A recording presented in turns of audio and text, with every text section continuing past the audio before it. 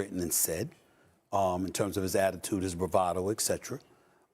There is no doubt that Deion Sanders didn't handle things flawlessly as well, and we all have to concede that. Leaning on what Louis Riddick said, it's not a perfect science. These are human beings, and things affect people differently. I get that part.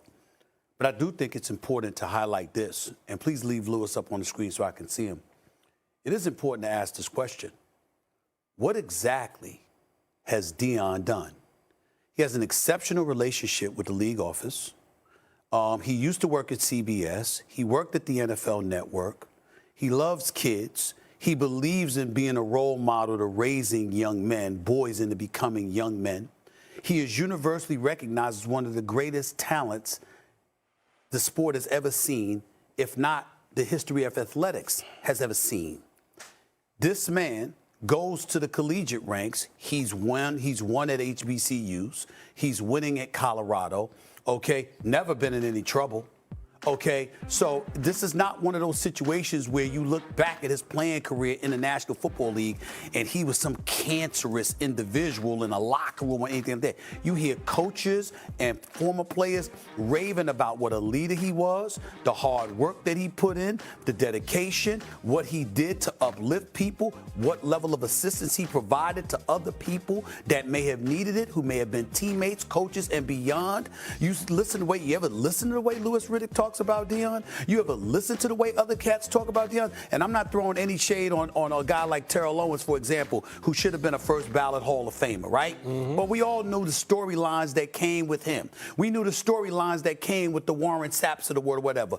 Where are they at now? Where do you see them now? They're on that damn sideline at Colorado. You know what I'm saying? Because Deion is always looking to extend and help, which is something the league applauds. So my point is that whatever imperfections he may have exercised leading up to the draft, it wasn't worth sending a message to him through his son, of all people. A son who performed, a son who was clearly at least the second best quarterback in the draft. We're talking about the most important position in football. To let this man drop to 144, to have this man endure 4.5 rounds where he's not. So I'm just looking at all of that. I'm like, you can have the human element all you want to, but there are human imperfections. And some of those owners and some of those executives, they should be ashamed of their damn selves for what they did to Shador Sanders, because they were really targeting primetime Deion Sanders. And I think it's egregious considering who he is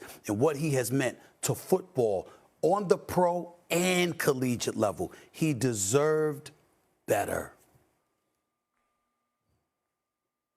Yeah, look, I'll start with Shador. I'll start with Shador. Look, there's no question that Shador understands, based off of some of his comments, that there were probably some things that he could have done differently, that he should have done differently when he was going through the pre-draft process, specifically, between the time period of January up until the draft, where you're getting in front of people and you're trying to give them a view into who you are as a person, what you stand for, what you're going to bring to the organization. And it's important to understand your audience and understand what kind of perception that you're giving off, because what it is, whether we like it or not, I don't even know why we wouldn't like it. We understand it. It's a job interview. That's what it is, right? So you're going to have to handle that accordingly. There's going to be times where you can authentically really put yourself out there and let people see who you are. And there's going to be times where you have to understand your audience and understand that, look, maybe I need to pull back here or pull back there because I don't want people to perceive me in the wrong way. Because ultimately, what I want is I want to be drafted high, I want to be compensated and rather valued appropriately, and I want to have a long career. And these are the people who are controlling that for me. So I have to make sure I'm aware of that. And I'm sure that's probably some of the things that he's talking about. Maybe somewhere along the line, a few places, a few different interviews, maybe I didn't come off the way I needed to. Maybe I wasn't prepared the way I needed to be. As far as Deion is concerned, all people see is primetime.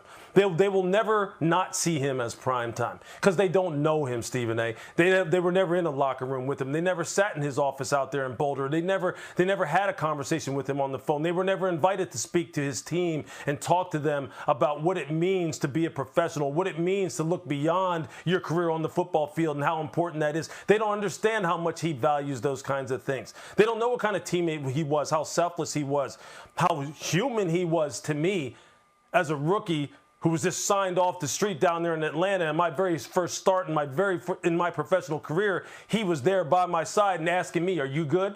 Are you good, Rook? Are you good? Don't worry about me. Just make sure you got what you got. This is what you need to." See, people don't know that about him. They just see the glasses, they just see the chains, they just see the flash, they just see the highlights of him dancing and having a good time in Atlanta and San Francisco and Dallas, man. They don't know him. And until you know him, you should probably temper some of your comments that you have about him.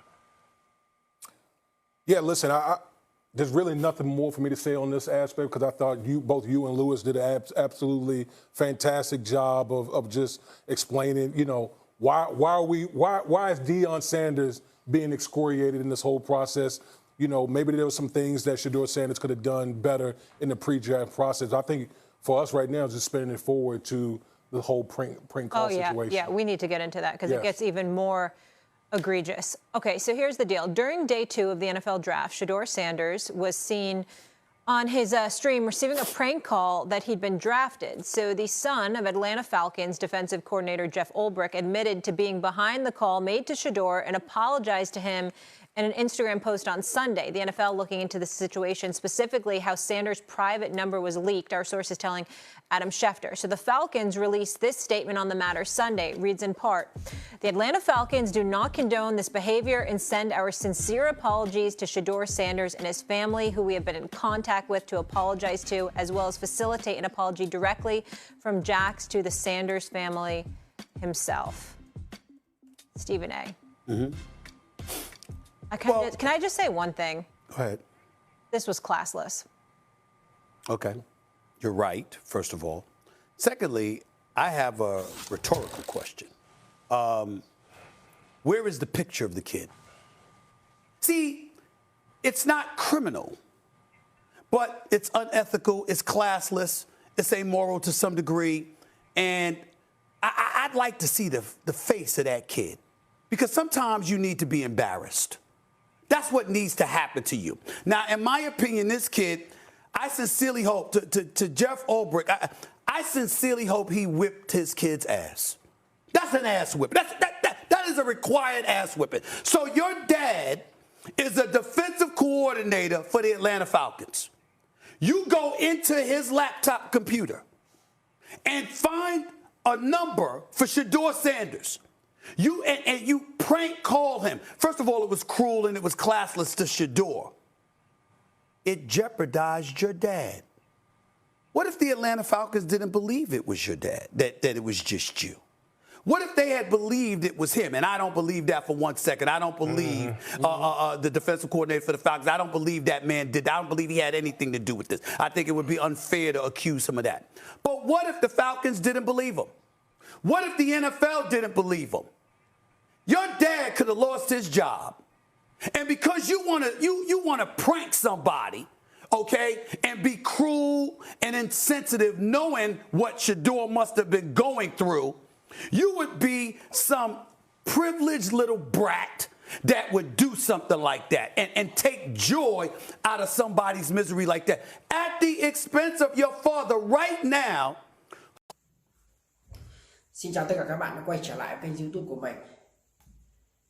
Mình hiện làm người làm video sáng tạo nội dung trên nền tảng YouTube nha các bạn.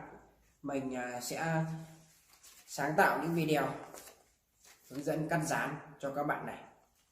Đây là những sản phẩm của mình đã cắt dán rất nhiều những sản phẩm của mình đây này. Mình sẽ giới thiệu cho các bạn cách mình tạo ra những video viral của mình nha. Đấy. Để tạo được những video đẹp hay chất lượng cho các bạn xem thì mình sẽ cần những dụng cụ như sau. Mình sẽ giới thiệu cho các bạn biết nha. Đây là giấy thủ công màu các bạn này, rất nhiều màu sắc này. Đấy. Nó có giấy màu vàng này, giấy màu xanh này, đây là màu xanh da trời nha các bạn này. Còn đây là giấy màu đỏ. Đấy. Còn đây giấy màu cam này các bạn này, màu cam, giấy màu vàng này. Đấy. màu vàng. Và để tạo ra được những sản phẩm tuyệt vời như thế này, đấy, những sản phẩm mình đang cầm trên tay là sản phẩm đẹp của mình. Đấy, rất nhiều sản phẩm này. Đấy, thì mình sẽ cần những dụng cụ tiếp theo sẽ là kéo để cắt này, kéo cắt, bút dạ là để vẽ và định hình, tô thêm những sắc màu đẹp cho sản phẩm.